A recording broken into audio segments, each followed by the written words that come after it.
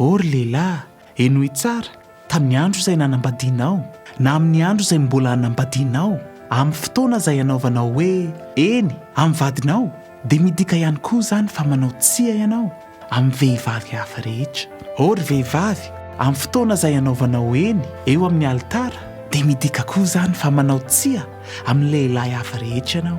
Satria rehefa atambatra Andriamanitra ianao sy ny vadinao dia lasa nofo iray aminy ianao, manao fanekena miaraka aminy eo anatrehan'Andriamanitra izay milaza fa izy ilay tokana ho anao.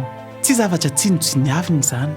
Aoka hanan-kaja amin'ny olona rehetra ny fanambadiana, ary aoka tsy ho voaloto ny fandriana, fa ny mpijangajanga sy ny mpaka vadin'olona dia hohelohin'Andriamanitra.